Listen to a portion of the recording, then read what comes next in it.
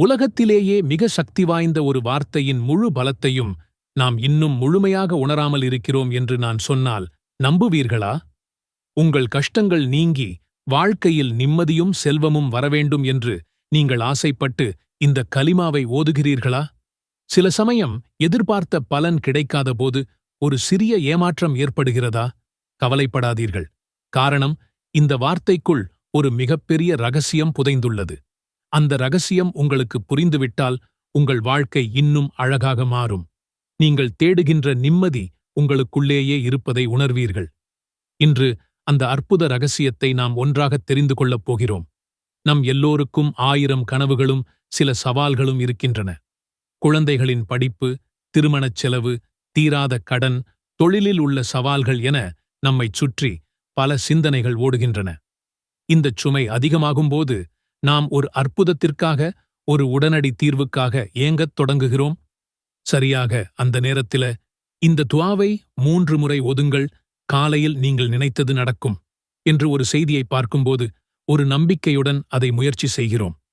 குறிப்பாக இஸ்லாத்தின் ஆணிவேரான அந்த மகத்தான கலிமா, லா இலாஹ இல்லல்லாஹு வஹ்தஹு லா ஷரீக லஹு, லஹுல் முல்கு வ லஹுல் ஹம்து வ ஹுவ அலா குல்லி ஷைஇன் கதீர். இதோட அர்த்தம், வணக்கத்திற்குரியவன் அல்லாஹ்வைத் தவிர வேறு யாருமில்லை. அவன் தனித்தவன், அவனுக்கு நிகரானோர் யாருமில்லை. ஆட்சியெல்லாம் அவனுக்கே, புகழனைத்தும் அவனுக்கே, அவன் அனைத்து பொருட்களின் மீதும் ஆற்றலுள்ளவன். எவ்வளவு சக்தி வாய்ந்த வார்த்தைகள்! ஆனால் சில நேரங்களில் நம் அவசரத்தில் அதன் எண்ணிக்கையில் மட்டும் கவனம் செலுத்தி அதன் ஆழமான அர்த்தத்தை உணர மறந்துவிடுகிறோம்.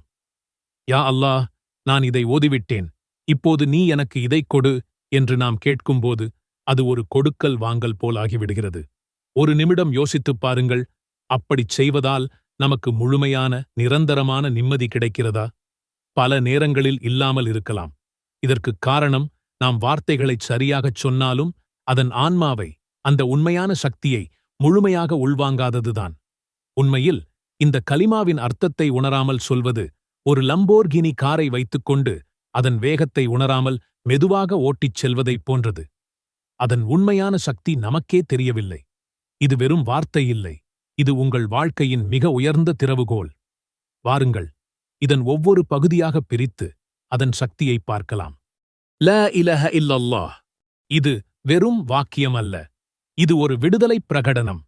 பணம், பதவி, மக்கள், என் பயம் எதுவுமே இனிமேல் என்னை கட்டுப்படுத்த முடியாது. என் அதிகாரம் ஒரே இடத்தில்தான் இருக்கிறது, அது என் இறைவன் அல்லாஹ்விடம் மட்டுமே என்று நீங்கள் பிரகடனம் செய்கிறீர்கள். இதுதான் உண்மையான சுதந்திரம். வஹ்தஹு லா ஷரீக லஹ். இதன் அர்த்தம், அல்லாஹ்வுக்கு எந்த கூட்டாளியும் கிடையாது. உங்கள் வாழ்க்கையின் வழிகாட்டுதலில் வேறு யாரும் கை வைக்க முடியாது. எந்த தாயத்தோ எந்த மனிதனோ அவனது அதிகாரத்தில் பங்கு போட முடியாது. உங்கள் நம்பிக்கை 100% கலப்படம் இல்லாமல் அந்த ஒருவனை மட்டுமே சார்ந்து இருக்கிறது என்று உங்கள் நம்பிக்கைக்குக் கொடுக்கும் ஊக்கம் இது. லஹுல் முல்கு வ லஹுல் ஹம்து. யோசித்துப் பாருங்கள், உங்கள் உயிர், உங்கள் குடும்பம், உங்கள் சொத்து எதுவுமே உண்மையில் உங்களுடையது அல்ல. எல்லாமே இந்த பிரபஞ்சத்தின் அதிபதியான அல்லாஹ்வுக்கே சொந்தம். நல்லது நடந்தாலும் அல்ஹம்துலில்லாஹ், ஒரு கஷ்டம் வந்தாலும் அல்ஹம்துலில்லாஹ். ஏனென்றால் அந்த இறைவன் என்ன செய்தாலும் அதில் ஒரு நன்மை இருக்கும் என்று நீங்கள் நம்புகிறீர்கள். வஹுவ அலா குல்லி ஷைஇன் கதீர். இதுதான் இந்த கலிமாவின் உச்சக்கட்ட சக்தி. நீங்கள் நம்பும் அந்த இறைவன் நினைத்ததை நடத்திக் காட்டக்கூடியவன். அவனால் முடியாதது என்று இந்த உலகத்தில் எதுவுமே இல்லை. ஒரு மலையை நகர்த்துவதாக இருந்தாலும் சரி, உங்கள் இதயத்தில் இருக்கும் ஒரு சிறிய கவலையை தூக்கி எறிவதாக இருந்தாலும் சரி, அவனுக்கு எல்லாம் மிக எளிது. இப்போது சொல்லுங்கள், இந்த அர்த்தங்களையெல்லாம் உணர்ந்து சொல்லும்போது இது எப்படி ஒரு சாதாரண வார்த்தையாக இருக்க முடியும்? இது அல்லாஹ்வுடன் நீங்கள் பேசும் ஒரு சக்தி வாய்ந்த உரையாடல். உங்கள் மொத்த நம்பிக்கையையும் அவனிடம் ஒப்படைக்கும் ஒரு உன்னதமான திக்கர்.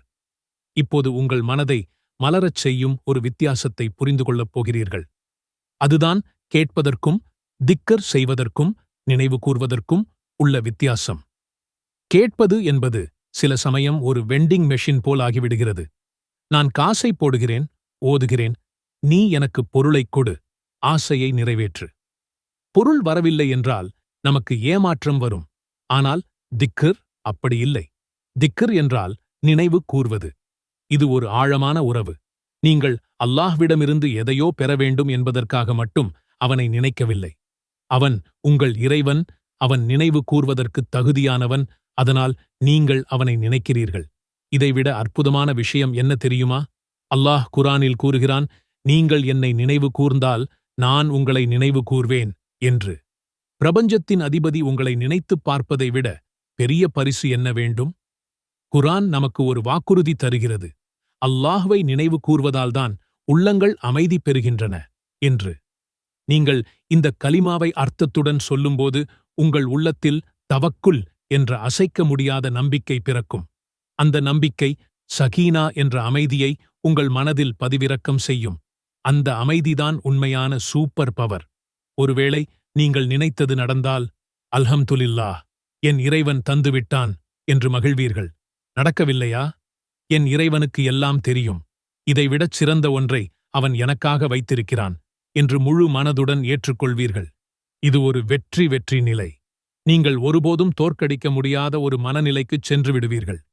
வாழ்க்கையில தீர்க்கவே முடியாத கஷ்டங்கள் உங்களை சூழ்ந்து நிற்கிறதா? நம்பிக்கையெல்லாம் போய்விட்டது போல் உணர்கிறீர்களா? கடன், நோய், மனக்கவலைன்னு எதுவாக இருந்தாலும் சரி, ஒரே ஒரு சக்தி வாய்ந்த கருவி உங்கள் தலையெழுத்தையே மாற்றும்னு சொன்னா நம்புவீங்களா?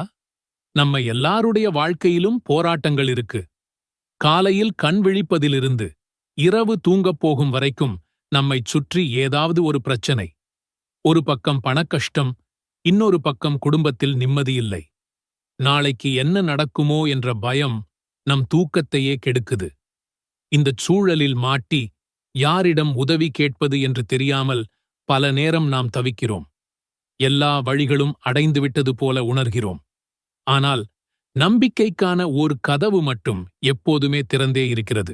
அதுதான் துஆ, பிரார்த்தனை.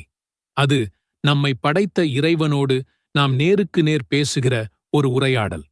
அல்லாஹ் திருக்குரானில் சொல்கிறான், என்னிடமே கேளுங்கள், நான் உங்கள் பிரார்த்தனைகளுக்கு பதிலளிக்கிறேன். இது வெறும் வார்த்தைகளில்லை, இது அல்லாஹ்வின் வாக்குறுதி. நம்முடைய பிடரி நரம்பை விட நான் உங்களுக்கு மிக அருகில் இருக்கிறேன் என்றும் இறைவன் கூறுகிறான். அப்படியென்றால் நம்முடைய குரலைக் கேட்க அவனுக்கு யார் மூலமாகவும் நாம் செல்ல வேண்டியதில்லை. இதற்கு ஒரு மிகச்சிறந்த உதாரணம் யூனுஸ் நபி அலைஹிஸ்ஸலாம் அவர்களின் வாழ்க்கை. இறைவனின் கட்டளைக்காக காத்திருக்காமல் தன் மக்களை விட்டுச் சென்றதால் அவர்கள் ஒரு பெரிய மீனின் வயிற்றில் சிறைபிடிக்கப்பட்டார்கள். சுற்றிலும் கடல் இருட்டு, தனிமை, மரணத்தின் விளிம்பில் இருந்த அந்த நொடியில் மீனின் வயிற்றுக்குள் இருந்து அவர்கள் செய்த ஒரே ஒரு பிரார்த்தனை வரலாற்றையே மாற்றியது. லா இலஹ இல்ல அன்த சுப்ஹானக இன்னி குன்து மினல் ظالمين. உன்னைத் தவிர வணக்கத்திற்குரிய நாயன் யாரும் இல்லை. நீ மிகவும் தூய்மையானவன். நிச்சயமாக நான் அநியாயக்காரர்களில் ஒருவனாகிவிட்டேன் என்று தன் தவற்றை உணர்ந்து அவர்கள் மனமுருகி இறைவனிடம் கேட்டார்கள். இந்த துஆவின் வலிமை அந்த பெரும் துன்பத்திலிருந்து அவரை காப்பாற்றி கரை சேர்த்தது. யூனுஸ் நபியின் வரலாறு நமக்கு என்ன சொல்லித் தருகிறது? துஆ என்பது வெறும் வார்த்தைகளின் தொகுப்பு இல்லை, அது ஒரு ஆழமான உணர்வு. நாம் கேட்கும் பிரார்த்தனை நிச்சயம் ஏற்றுக்கொள்ளப்படும் என்ற முழுமையான நம்பிக்கையுடனும் தூய்மையான உள்ளத்துடனும் கேட்க வேண்டும். நான் கேட்டேன், ஆனால் எனக்கு கிடைக்கவில்லையே என்று அவசரப்பட்டு விடக்கூடாது. பாவமான காரியங்களுக்காகவோ அல்லது உறவுகளை முறிப்பதற்காகவோ ஒருபோதும் பிரார்த்திக்கக் கூடாது. தூய்மையான எண்ணத்தோடு கண்ணீருடன் கேட்கப்படும் பிரார்த்தனை நிச்சயம் இறைவனை சென்றடையும். உங்கள் பிரச்சனைகள் ஒரு மலை போல பெரிதாகத் தோன்றலாம், ஆனால் அல்லாஹ்வின் கருணை அந்த மலையை விடப் பெரியது. இன்றே, இந்த நிமிடமே உங்கள் கைகளை ஏந்தி முழு நம்பிக்கையோடு அவனிடம் கேளுங்கள். உங்கள் தேவைகளை அவனிடம் சொல்லுங்கள். உங்கள் பலவீனங்களை ஒப்புக்கொள்ளுங்கள். உங்கள் பாவங்களுக்கு மன்னிப்புத் தேடுங்கள். துஆ என்பது ஒரு அனைவருக்கும் சக்தி வாய்ந்த ஆயுதம். அதை ஒருபோதும் குறைவாக மதிப்பிடாதீர்கள். உங்கள் வாழ்க்கையின் மிகக் கடினமான நேரங்களில் நீங்கள் தனியாக இல்லை என்பதை நினைவில் கொள்ளுங்கள். உங்களுக்காக காத்துக் கொண்டிருக்கும் ஒருவன் இருக்கிறான். உங்கள் அழைப்பிற்கு பதிலளிக்க அவன் தயாராக இருக்கிறான். மனமுருகிக் கேளுங்கள். உங்கள் வாழ்க்கை மாறுவதை நீங்களே பார்ப்பீர்கள். இன்ஷா அல்லாஹ்.